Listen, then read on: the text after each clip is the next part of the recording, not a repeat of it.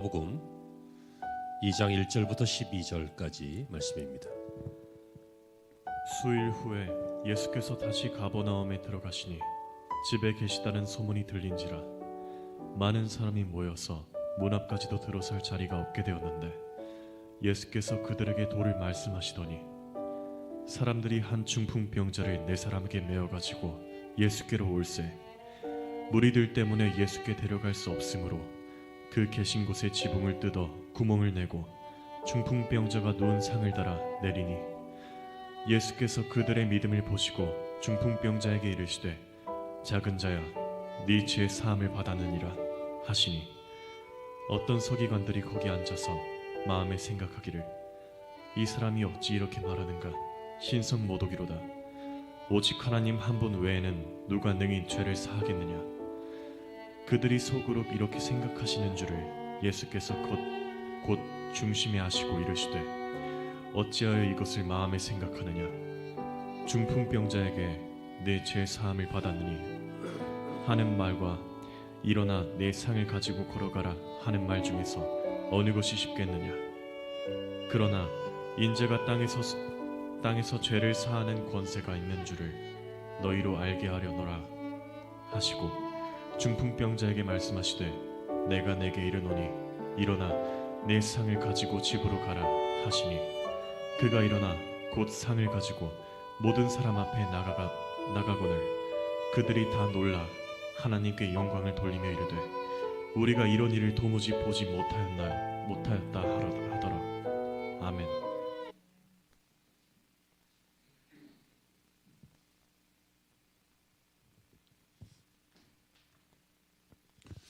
할렐루야. 좋은 주일 아침입니다. 할렐루야. 종일토록 주님의 은혜가 여러분들과 함께 하시기를 주의 이름으로 축원합니다. 나다나엘 호돈이라고 하는 미국 작가가 있는데요, The Holocaust라고 하는 그런 책에서 소설인데 이런 내용이 나옵니다. 어느 날 사람들이 각성을 해서요 똑바로 살아보겠다고 갖고 있는 모든 악한 것을 다 불태웁니다. 집에 있는 포르노 잡지, 위스키 이런 거 있잖아. 왜 지금까지 살면서 막 흥청망청 모든 것들을 다 가지고 와서 이제 불태웁니다. 그러니까 마귀가 그걸 보고 있다가 이러다 내 영업이 끝나겠구나. 저것들이 새롭게 살아보겠다고 삶을 다 새롭게 하는데 야 이건 내 할 일 없어지는 거 아니야? 하면서 막 심히 걱정을 합니다. 그런데 결국 어떻게 됩니까? 마귀가 미소를 띠면서 내일은 끝나지 않았군. To be continued. 계속될 것이다. 그러면서 돌아가는데 왜 그런지 아세요? 저 사람들이 오만 것들을 다 갖다 태웠는데 정말 중요한 거 한 가지를 안 태웠구나. 그것은 바로 악한 마음이다. 여러분 악한 것들을 다 없애도요 악한 마음이 남아있으면 또 악한 것들이 생깁니다. 정말 중요한 것은 마음입니다. 그래서 저는 이 변화의 시대에 마음 먹기 좋은 이 시점에서 여러분 진정한 변화가 여러분들의 있기를 바라는데 진정한 회복이 있기를 바라는데 진정한 은혜가 있기를 바라는데 그게 어디에서 생겨난다고요? 마음의 변화에서부터 생겨납니다. 마음이 똑같은데 어떻게 자세가 변하겠습니까? 그렇죠? 마음이 똑같은데 어떻게 결과가 달라지겠습니까? 그 마음이 굉장히 중요합니다. 여러분 우리는 많이 결단을 해봤습니다. 하지만 작심삼일 이런 말 들어봤죠? 요새는 작심 3분 이런 말도 있습니다. 그래서 3분 카레를 먹을까 3분 짜장을 먹을까 하다가 3분 짜장을 먹었는데 먹으면서 후회하지 3분 카레 먹을 걸. 죄송합니다. 우리 마음이 이렇게 아침 저녁으로가 아니라 순식간에도 바뀌는 게 이 마음입니다. 그래서 우리 마음의 결단이 중요한데 잘 못하고 바로 못하고 실패하고 그럴 때가 많습니다. 여러분 저는 지난 주간에 여러분들에게 신년 목회 서신을 보내드렸죠. 마음이라고 하는 내용으로 제 고백 같은 내용을 보내드렸습니다. 지난주 주보 앞면에도 있고 역시 유튜브에도 밴드에도 있습니다만 이런 것을 말씀드리고 싶었습니다. 우리의 초심 중요하죠. 우리의 진심 중요합니다. 또 우리의 중심도 중요하고 우리의 합심 이거 굉장히 중요합니다. 사랑하는 성도 여러분, 그 마음을 다해 오늘 읽으신 본문에서처럼 한 사람을 살리기 위해서 예수께로 데려가기 위해서 주님의 은혜를 받기 위해서 합심하였던 그 중심이 같았던 그리고 진심으로 그 사람을 위했던 이 순수한 사람들, 칭찬받은 이 사람들의 모습을 통해 우리의 마음에 새로운 결단이 있었으면 좋겠습니다. 여러분, 결단하지 않으면 마음이 변하지 않고요. 마음이 변하지 않으면 삶이 변하지 않습니다. 결단해야 됩니다. 여러분, 실패해도 괜찮으니까 또 결단하면 되잖아요. 또 결단하면 돼요. 뭐 바람직한 건 아니지만 결단 계속하면 안 되겠지만 실패했으면 어떻게 하겠어요? 다시 결단해야지. 하다가 안 하면 아니한만 못한 일가 아니에요. 하다가 말면 한 만큼 한 거예요. 거기서 또 하면 돼요. 가다가 아니 가면 아니 간만 못하니라. 아니라니까 간 만큼 간 거라니까 또 가면 돼요. 아멘. 올해는 여러분의 결단을 통해서 결단이 이루어지기를 바라고요. 여러분의 마음의 변화를 통하여 여러분의 삶의 변화도 있기를 바랍니다. 그래서 오늘 재직헌신 예배로 드려지는 이 시간, 겸하에서 함께하는 이 시간, 여러분들의 마음의 변화가, 마음의 혁명이 2026년을 변화가 있는 해, 살아나는 해, 축복의 해로 바꾸시기를 축원합니다. 오늘 설교 제목입니다. 계신 곳에 지붕을 뜯어. 오늘 설교 본문에 있는 성경 본문에 있는 그 말씀 그대로죠. 계신 곳에 지붕을 뜯었다. 왜? 첫째, 왜 지붕을 뜯어야 합니까? 그래야 주님을 만나기 때문입니다. 오늘 1절에 수일 후에 예수께서 다시 가버나움에 들어가시니 집에 계시다는 소문이 들린지라. 예수님이 가버나움에 가셨는데요. 예수님께서 거기 오시니까 또 많은 사람들이 몰렸습니다. 예수님께 말씀을 듣기 위해서. 예수님은 거기서 말씀을 전하고 계셨습니다. 그 말씀은 하나님 나라의 복음입니다. 이 복음은 그들에게는 생명이고 그들에게 새로운 인생입니다. 그래서 이것을 전하셨는데 많은 사람들이 거기 모였습니다. 왜? 주님이 계셨기 때문입니다. 그런데 이 사람들이 많아서 집이 꽉 차고 바깥까지 있으니까 주님을 볼 수 없습니다. 옛날에 이런 경우들이 많이 있었죠. 뭐 결혼식장 갔는데 사람이 너무 많다든지 뭐 그럴 때 신랑 신부 뭐 얼굴도 못 보고 바깥에서 이렇게 보고 뭐 그러는 것처럼 사람이 많이 모였습니다. 그래서 이들은 어떻게 했습니까? 2절에 많은 사람이 모여서 문 앞까지도 들어설 자리가 없게 되었다라고 되어 있습니다. 사람이 장벽이 된 것입니다. 사람이 예수님 만나는데 문제가 된 것입니다. 그러니까 이들은 어떻게 했습니까? 계신 곳에 지붕으로 올라가서 그 지붕을 뜯었다 이렇게 표현하고 있죠. 지붕을 뜯었습니다. 지붕 왜 뜯어요? 주님 만나는데 장애가 되기 때문에 뜯었습니다. 지붕을 왜 뜯어요? 주님 만나는데 사람들이 장애가 되기 때문에 뜯었습니다. 지붕을 왜 뜯어요? 주님께로 가까이 가고 싶은데 거리에 장애가 되기 때문에 뜯었습니다. 내가 주님께로 가야 되는데 주님을 만나야 되는데 그 앞에 막고 있는 그 모든 것들은 다 지붕입니다. 다 사람의 장벽입니다. 다 장애물입니다. 그럼 어떻게 해야 돼요? 뜯어야지. 뚫어야지. 해쳐야지. 사람을 해치고 들어가야 돼요. 대학원 다닐 때 신도림에서 지하철을 갈아타는데 인천에서 다니니까 서울로. 그러니까 쭉 와서 신도림에서 갈아탔을 때 2호선 타고 사람이 얼마나 많은지 몰라요. 출퇴근 시간에는. 그럼 어떻게 해요? 내리고 싶어도 못 내리고 어떨 때는 타고 싶지 않은데 타야 돼. 막 밀려가지고. 그럴 때 용감한 사람은 누굽니까? 우리들의 어머니들. 엄마들은 절대로 밀리지 않아요. 다 해치고 들어가고 해치고 나와요. 그거 엄청나요. 막 사람을 해치고 다녀 막. 깨달아지기를 바랍니다. 김지사 때문에 방해가 되고 막 박권사 때문에 방해가 되고 막 최 장로 때문에 방해가 되고 막 그러면 안 돼요. 그냥 사람을 해치고 들어가야 돼. 예수님께로. 남편 때문에 막 아내 때문에 막 저 인간 때문에 막 저 사람 때문에 막 저 말종 때문에 막 그게 아니에요. 그냥 사람이 장애가 되면 사람 때문에 예수님께로 못 가면 안 돼요. 해치고 가야 된다고요. 거기다가 거리가 문제가 되면 뚫고 가야 돼요. 사람 때문에 못 들어가니까 지붕으로 올라가서 지붕을 뜯었다 그랬잖아요. 오늘 본문에. 지붕을 뜯었어요.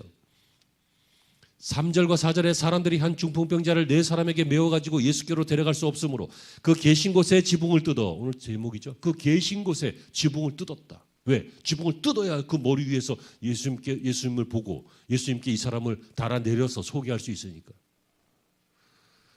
여러분, 오늘 설교의 첫 번째 핵심은 이것입니다. 우리는 예수님께로 나아가는데, 예배하는데, 신앙생활 하는데 여러 모양새의 장애물을 만날 수 있다는 것입니다. 어떤 경우는요, 오늘은 유아실이 비었으니까 그냥 편하게 얘기할게요. 어떤 경우는 유아실이 장애물입니다. 애하고 막 눈 맞춰서 오르깍꿍 하네요. 예배를 못 드려요. 그래서 우리 교회가 지금은 없지만 유아부가 생기면 유아부 선생님들한테 다 맡겨야 돼, 그냥. 그래서 애들이 알아듣든 못 알아듣든 그냥 애들은 애들끼리 그냥 유아부 선생님하고 그냥 성경 얘기 들으면서 아니면 케어 받으면서 그렇게 보내고, 부모님들은 본당으로 와야지. 물론 뭐 개인의 특별한 사정이 있는 분들은 잠깐씩 그렇게 볼 수도 있겠지만 기본적으로 그게 돼야 된다고 믿어요. 무슨 얘기인지 아시겠죠? 뭐 하나님께 나가는데 막 장애가 되는 거야. 어떤 분은 막 사명이 장애, 일이. 제가 교회에서 아주 위험한 4가지 포지션을 말씀드렸습니다. 유아실, 방송실, 차량부, 또 하나가 뭐였더라? 식당. 그랬나? 뭐 아무튼 뭐 그런 몇 가지 위험한 포지션이 있어요. 이 포지션들은요, 그냥 일은 열심히 하는 것 같은데 은혜를 못 받아, 은혜를. 제가 예전에 그 모 교회에 있을 때 방송실을 한 번씩 이렇게 들어가 보면요, 아주 난장판이야. 밀실이니까 그 안에서 막 그냥 어떤 때는 막 노느냐고 목사를 못 쫓아와. 이렇게 하면 카메라는 여기 있어, 그냥. 쫓아와야 되잖아. 우리 지금 쫓아올 카메라가 없는데 딴짓하고 있다는 거지. 하나님께로 나가야 되는데 나가지를 못해요. 막. 어떤 사람은 막 걱정이 많아가지고, 여러분 주님 앞에 왔으면 걱정을 맡겨야 될 거 아니야. 염려를 맡겨야 될 거 아니야. 내 상황을 고하고 맡겨야 될 거 아니야. 너 예수께 조용히 나가. 아까 찬양했잖아요. 내 모든 것 쏟아내고 맡겨야 되죠. 근데 그 걱정 붙잡고 막 설교를 들으니까, 아이고 저 설교가 저게 말이 안 되는구나. 지금 내 상황이 이런데, 그러면서 나가는데 장애가 돼요. 장애가 너무 많아요. 어떤 사람은 막 인색함과 막 계산과 막 이런 것 때문에 시험 들기도 하고 장애가 되기도 하고. 자, 생각해 보세요. 사람마다 다르고 형편마다 다르겠습니다만 우리는 하나님 앞에 나아가는데, 하나님 앞에 신앙생활 더 온전하게 하는 데 있어서 무엇이 문제가 됩니까? 그것을 뜯어내시기를 바랍니다. 아멘. 그러면 그곳에 예수님이 계시기 때문에, 그러면 그곳에 많은 사람이 모였을지라도 지붕을 뜯었기 때문에 다이렉트로 예수님을 만나고 그 얼굴을 보고 예수님께 우리의 모든 문제를 아뢰을 수 있을 줄로 믿습니다. 이 팔레스타인 지방의 이 지붕은요, 비교적 뜯기가 쉬워요. 화면 영상에서 많이 보셨죠? 그 흙으로 된 집들, 그리고 그 안쪽에 계단을 낼 수도 있고 바깥쪽에 흙으로 계단을 낼 수도 있어서 이렇게 올라가는데, 그 올라가서 그 위에다가는 천막 같은 걸 하나 걸어놓고 거기서 이제 그늘을 만들어서 쉬는, 바람도 통하고 쉬는 그런 장소이기도 합니다. 그리고 조금 더 고급스러우면 거기에 이제 풀 같은 게 날 수 있도록 이렇게 하고요. 그래서 지붕은 석가래가 있고 그 사이에 잡목을 끼우고 흙으로 발라서 굳힌 그런 종류의 지붕이기 때문에 비교적 쉽게 뜯깁니다. 뜯을 수 있어요. 그리고 보수도 또 쉽게 할 수 있고. 그러니까 이 사람들이 무리한 일을 한 건 아니에요. 우리가 보면 뭐 지붕을 뚫어가지고 막 사람을 거기다 달아내려? 되게 무리한 일 같잖아. 근데 가만히 생각해보면 그렇게 크게 무리한 일은 아니에요. 적극적 사고방식을 가지면 할 수 있는 일이고, 왜 그 남의 집 지붕을 뜯어? 고쳐주면 되잖아. 그러면 되는 거야. 할 수 있다니까요. 생각해 보세요. 오늘 우리에게 이 작업이 필요합니다. 할 수 있는 일이에요. 못할 거를 목사가 부탁하는 게 아니에요. 할 수 있는 일이에요.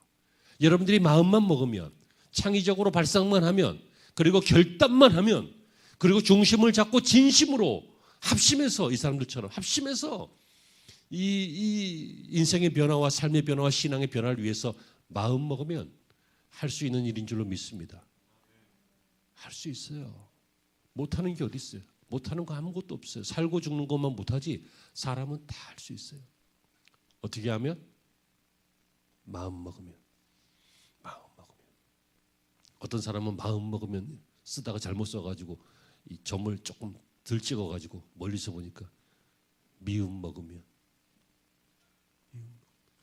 미움 먹으니까 힘이 없지. 죽을 먹으니까 죽을 수지. 정신 똑바로 차리고요. 신앙을 굳건히 하고 마음을 먹고 결단하고 새롭게 살기로 하고 새롭게 신앙생활 하기로 하고 출발하는 우리 재직들이 그리고 성도들이 되시길 바랍니다. 두 번째, 이렇게 마음 먹고 합심해서 이 중풍병자를 데리고 온 이 무리들을 예수님께서는 믿음으로 봐주셨습니다. 여러분, 주님이 가장 기뻐하시는 게 뭐라고요? 믿음. 믿음이 없이는 기쁘시게 못하나니. 제가 지난주에 말씀드렸잖아요. 하나님께 나아가는 자는 반드시 그가 계신 것과 그가 자기를 찾는 자들에게 상 주시는 이심을 믿어야 할지니라. 하나님이 가장 기뻐하시는 건 믿음이에요. 그죠?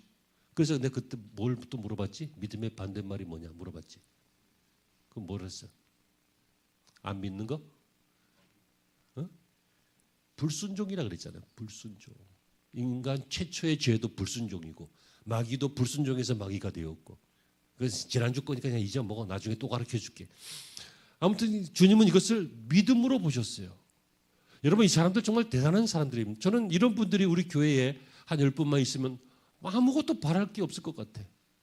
예수님도 제자 11명밖에 없었어요. 12명 있었는데 하나는 실패했잖아. 11명밖에 없었어요. 오늘 본문에 이 사람, 이 중풍병자도 예수님을 만나야 되니까 그 고침을 받아야 되는데 중풍병이라고 하는 것들의 증세가 대부분 몸을 못 쓰잖아요. 그러니까 갈 수가 없잖아. 그러니까는 다른 네 사람이 이 사람을 달고 왔거든. 합심해서. 그러니까 주님께서 저희의 믿음을 보시고 이렇게 성경이 되어 있죠. 오늘 5절입니다. 예수께서 저희의 믿음을 보시고 중풍병자에게 이르시되 내 죄사함을 받았다. 내가 온 자리를 가지고 돌아가라. 이렇게 말해요. 믿음을 보셨다. 저희의 믿음. 누구의 믿음이에요? 예? 저희의 믿음. 누구의 믿음이에요? 중풍병자만이 아니라 이들을 달고 이들을 데리고 메고 온 이 네 사람을 포함해서 그럼 5명의 믿음이에요? 아니에요. 한 10명쯤 될 것 같아. 오늘 본문을 가만히 보면 보실래요? 3절입니다. 3절 보시면 제가 읽어드릴게요. 사람들이 한 중풍병자를 4사람에게 메워가지고 예수께로 올세. 그렇죠? 사람들이 아마 이 사람들은 친척, 가족, 친구인 것 같아요. 근데 이 사람들이 이 중풍병자를 4명에게 시켜가지고 메고 왔다는 거예요. 그러니까 적어도 이 사람과 관계된 사람은 한 10명쯤 될 것 같아. 그렇지 않아요? 여러분, 10명이 한 가지 사건을 목적으로 움직인다는 거, 그건 뭐라 그래요? 합심이라 그러지. 협력이라고도 하고 뜻을 모았다라고도 하고 shoulder to shoulder, 어깨와 어깨를 맞대었다, 합심했다, 힘을 합했다, 연대했다, 하나가 되었다, 그런 것을 말해요. 아멘. 주님이 이 모습을 뭐라고 생각했다고요? 우리가 뜻을 모아서 예수님께로 가면 된다. 예수님께로 이 사람 데려가면 된다. 라고 사람들이, 가족들이, 친구들이 4사람에게 이 좀 매봐봐 해가지고 묶어가지고 상 같은 데다가 누워서 양쪽 귀퉁이를 잡고 왔다, 그 얘기예요. 그리고 지붕에 올라가서는 끈 달아서 내렸겠지. 이렇게 한 이 행위를 너희들이 합심해서 뜻을 모아서 나에게로 오려고 했던 그 행위를 믿음이라고 보셨다. 여러분, 우리가 뜻을 모으면 주님이 그걸 어떻게 하신다고요? 믿음으로 보신다니까. 주님이 제일 기뻐하시는 게 뭐라고요? 믿음이라고요. 그러므로 다시 말하면 3단 논법에 의해서 뜻을 모아서 합심한 것을 주님이 믿음으로 보셨고, 주님이 믿음을 가장 기뻐하시니까 우리가 뜻을 모으면 주님이 가장 기뻐하신다, 그 얘기지. 그러니까 뜻을 지금 모으자고요. 같은 말, 같은 마음, 같은 뜻으로 모으자고요. 어떻게? 새해에는 재직들이, 우리 성도들이 초심을 다하기를, 진심을 다하기를, 중심을 갖기를, 그리고 합심하기를 마음 먹자고요. 마음 먹다가 좀 흐지부지 그때 또 마음 먹자고요. 시집사님 마음 먹자고요. 소집사님, 김집사님 마음 먹자고요. 학생들, 권사님, 집사님들, 권사님들 마음 먹자고요. 아멘. 여기까지가 분위기 좋은데 설교 끝낼까 그냥? 마음 먹어야 돼요. 여러분 제발 부탁입니다. 마음 먹지 않으면 아무 일도 생기지 않아요. 그 유명한 말 아닙니까? 아무것도 하지 않으면 아무 일도 생기지 않는다. 어디서 많이 듣던 말이지. 아무것도 하지 않으면 아무것도 생기지 않아요. 아인슈타인이 그랬어요. 어제하고 똑같이 살면서 오늘 달라지기를 바라는 놈은 미친놈이다. 어제하고 똑같이 오늘을 살면서 오늘이 어제보다 다르기를 바래. 이게 미친놈이라는 거야. 왜? 마음이 똑같은데 어떻게 삶이 달라지냐는 거지. 그러니까 신앙생활을 똑같이 30년 동안 그 모양으로 하는 사람들도 있고 우리 교회 빼고 변화가 없어요. 상황이 바뀌면 태도가 달라지지. 근데요, 발등에 불이 떨어지면 막 태도가 달라지잖아. 급하면 막 태도가 달라지잖아. 근데 이상한 게 조금 있으면 똑같아져. 막 군대 갔다 오면 막 사람 되고 막 남자답게 되고 막 각도 잡히고 막 뭐 반말입니까? 막 그러고 막 국 말입니까? 김치 말입니까? 다 그렇게 바뀌지. 제대해봐. 일주일 지나면 똑같아져. 왜 그래요? 마음 때문이에요. 가장 중요한 게 마음이에요. 설교 시작할 때 말씀을 드렸잖아요. 마귀가 왜 미소 지으면서 다시 돌아갔어요? 모든 것을 다 고쳤는데 마음을 안 고치니까 내일이 안 끝났구나 하고 돌아갔다고 그러잖아요.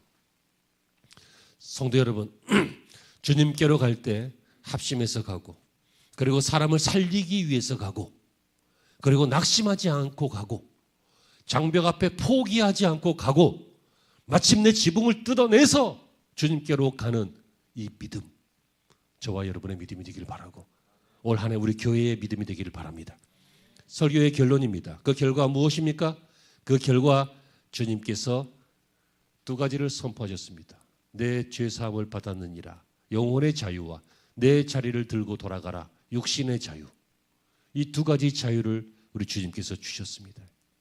여러분, 주님은 구원만 하시는 분이 아니십니다. 구원하시고 구원받은 다음의 삶을 또 지켜주시는 분이십니다. 주님은 복만 주시는 분이 아니십니다. 여러분, 주님이 복만 주시는 분이시면 세상의 잡신들하고 무슨 차이가 있겠습니까? 주님은 구원, 즉 생명을 주시는 분이십니다. 주님은 생명도 주시고 복도 주시고, 주님은 영혼도 구원하시고 육신도 구원하시는 그러한 분이 주님이십니다. 오늘 5절에 예수께서 저희의 믿음을 보시고, 믿음으로 보셨다 그랬어요. 믿음을 보시고 중풍병자에게 이르시되 소자 작은 자야 내 죄사함을 받았느니라. 죄사함.